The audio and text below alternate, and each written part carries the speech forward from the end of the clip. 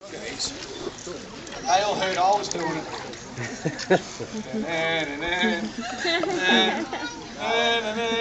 No, I wouldn't do it. See why you haven't get 12 cents. Oh, see, I swear you're from Sydney, mate. Haircut, mate, fair dinkum.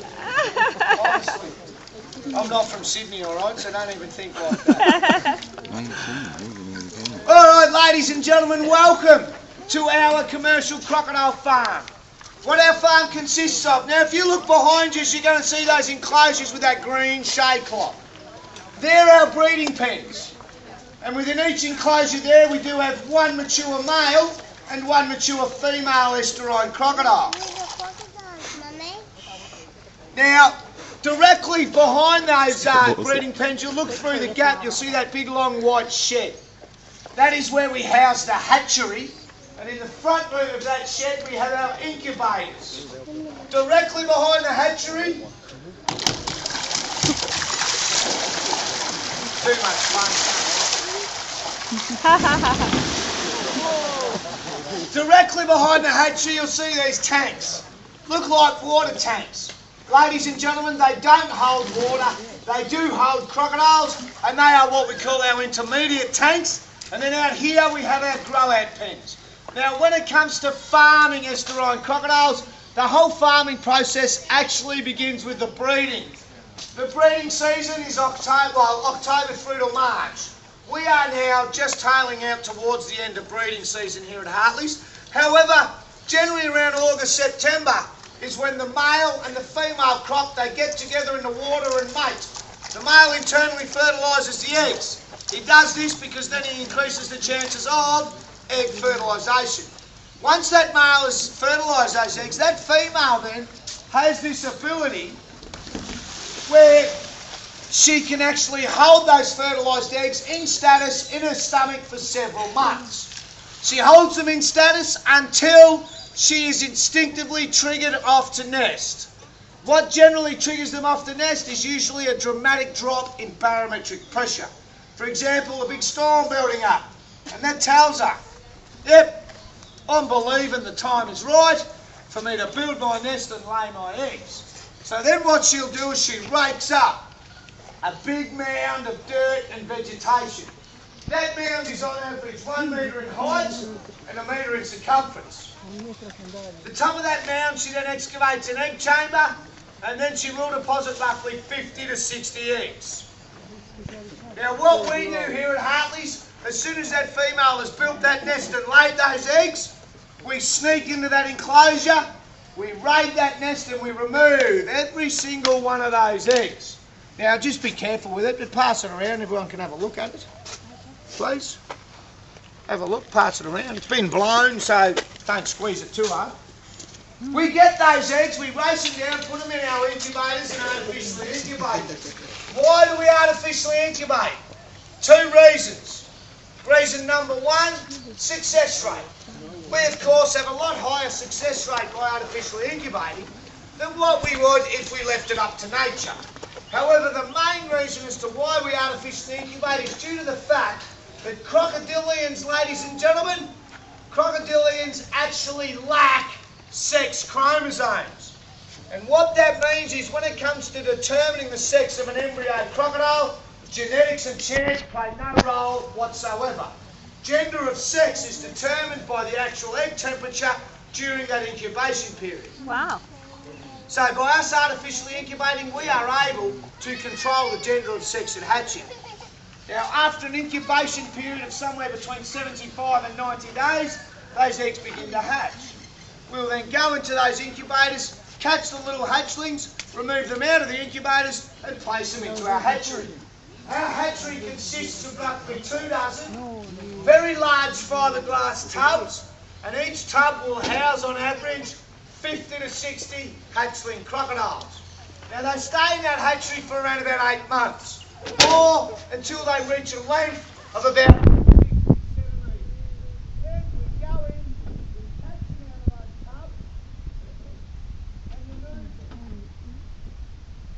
out of the hatchery and place them in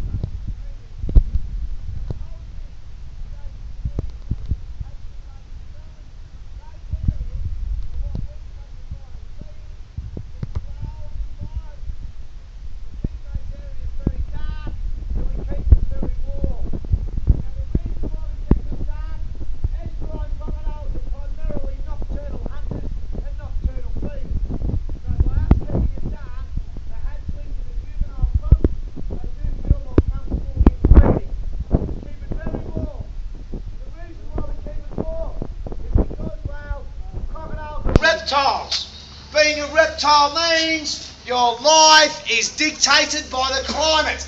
The warmer it is, the faster you metabolise, the faster you digest your food, the more you need to eat, the faster your growth rate. So by us housing them in those controlled environments, we are growing them at their maximum growth rate for roughly the first 18 months of their lives. Now once they reach about a metre, we then remove them out of those intermediate tanks and bring them out here into our grow-out pens. Now as you can see, we do house them in large numbers on the farm. We hold all the crocs on the farm in large numbers from the hatchery all the way through to these grow-out pens. The reason, estuarine crocodiles are generally considered a solitary animal, but by us housing them in these large numbers, we're able to suppress that natural instinct. So therefore they don't fight as much amongst one another, they don't scratch up each other's skins, and therefore we are producing a high percentage of first grade skins. And that is what we're chasing here on the farm. We're after a crocodile 1.5 to 1.8 metres in length with a first grade skin. Now the way they go about grading the skin is by the belly skin and the belly skin only. No scratches, no scars, first grade. Minimal scratches, minimal scars, second grade.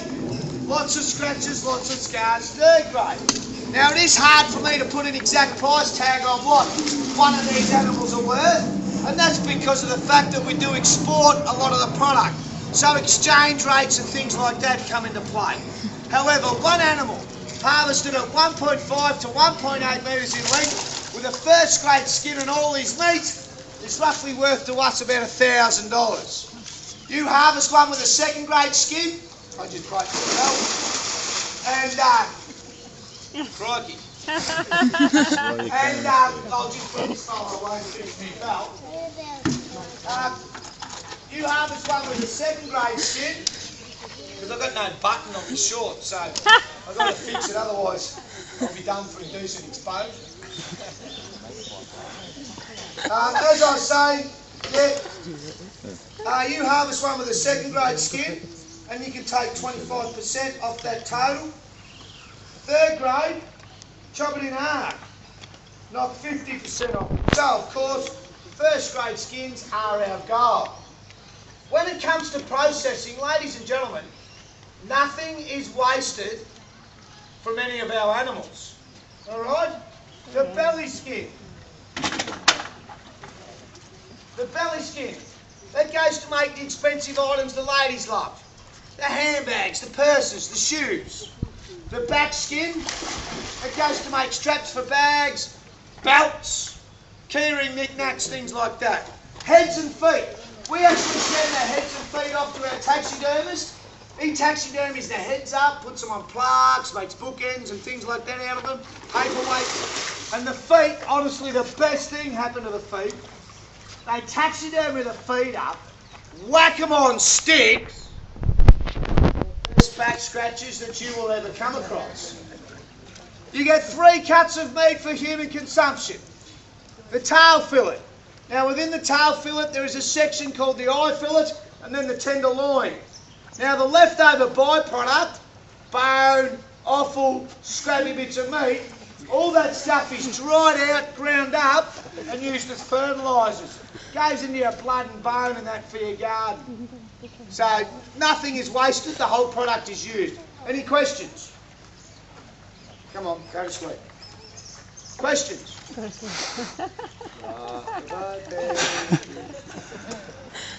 The only thing I can kiss where I don't get slapped or punched. Who's got a question? Come on, I know I'm not that good at my job. I couldn't have told you everything. Oh, do you like having your belly tickled, darling? Come here and I'll see if you'll... Come on, come here and let me tell big tickle. Oh, right. No, look, what it does is it just transfers him out a bit. And I can feel him, he was starting to wriggle and rattle around, so just thought I'd... Oh my God. Do you keep any over there? Look, we only process first grade skins. So if you're a second and third grade skin and you end up reaching 2 metres, you become future breeding stock. So you know what mate? If I was a crocodile and I found myself in a grey-out pen at Hartley's, I'd be jumping up and down these sidewalls, scratching up my belly skin, live to become a breeder. But if you're one of those hairy, fairy, pretty boy Sydney types, at 1.5 metres, you'll be a hamburger and a handbag, there's no doubt about it. Is that a tag on their head? A tag? Yeah, it's flat part. Is that a part of No, it? that's the skull. Oh. Cranial plate. Oh. You know, Crocodile Dundee? Yeah, You know, the best scene in that movie? yeah. And I'm old afraid to Linda's ask. bending down getting the water with that bum floss on. And that croc comes out and gets a bottle and she's there and old Mick comes over the top and drives the knife through the cranial plate. Oh, okay. No. That bone on an animal of that size is about that thick. Bullets have been known to string ricochet off it. You're not driving nothing through the top of that. Okay. I know, I like that scene though. Yeah. Play rewind. Why is this one lighter than the rest? That one's called leucistic, just lacks pigmentation. Unfortunately, the coloration's in the scales. When you tan the skin, the scales lift off, so you end up with a bleached white product, like some of the t-shirts and that you see around today. Any questions? Other questions? How are they killed? Darling, we don't kill the animals. We harvest. Come on. Adjectives. Those describing words mean a great deal. Killing is extremely offensive. Harvesting, a way of life. So the way we go about harvesting is, look, we don't harvest on site anymore, but the way we used to do it is you have an electrical stun gun. We still stun the animals. You come in, you knock them out, lift them up, grade their skin. Now, we used to, if it was a first grade, you'd just bleed him and sever the spinal cord on the spot. He's knocked out, doesn't feel a thing.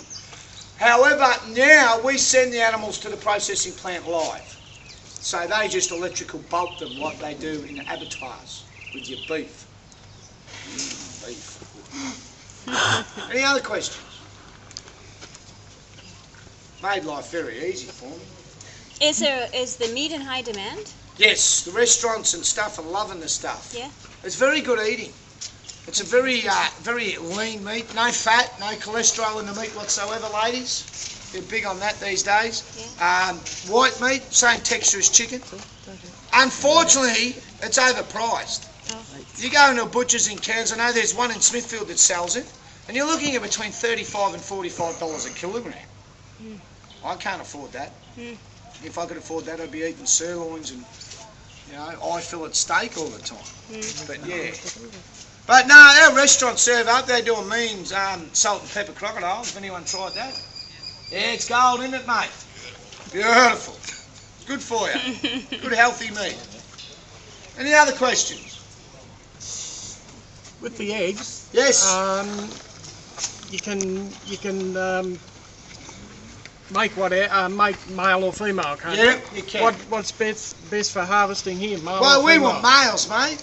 A lot easier to Male. handle, a lot less fussy than them Yeah. females. No, it's because males are faster growing. Right. So we get them to a harvesting size a lot quicker than you do the girls. So it's more economical for us to be producing boys. The way those egg temperatures work, eggs incubated between 28 and 30 degrees Celsius, predominantly females at hatching. 30 to 32 degrees Celsius, mixed bag. 32 to 33 degrees Celsius, predominantly males. And then, for some unknown reason, from 33 to 34, it reverses back and you produce predominantly females. We artificially incubate at 32.6. How many eggs per litter? Like how many A female will lay 50 to 60 eggs per clutch. per clutch? Okay. At 32.6, what's your success rate on males? We have a 90 to 95% success rate with males, and we have a 96% success rate with survival. How long do they last after, like, obviously they mate each year? How many- Females, yeah. Yeah, how many times can you allow that to happen? They only breed once a year, October through to March. Now, a So female what's- will only lay one clutch of eggs per year. Yeah, but if you do that this They'll year, do, next those year... females, the male and female pairs on the farm, they pair for life. Okay. They're not monogamistic, we just hold them in pens for life. No. There's no emotional involvement whatsoever. Sounds good. Hey, that is good. Hey, imagine that, gents. How less stressful would life be? They just tolerate one another. A bit like marriage. Yeah. It's all a toleration thing, isn't it? Any other questions? Alright, now folks, the snake show will be starting in 5 to 10 minutes time. Head back there. Trent's doing that today. Trent's doing that and the attack show today. He's doing both because his mum and dad are in, so he gets to show off in front of his mum and dad. I hope he gets chomped. Be good to see for mum and dad, wouldn't it, eh? Get his boy chomped by a croc. You got a question, Princess? What's your question? My question is, what time's the river? 2:30.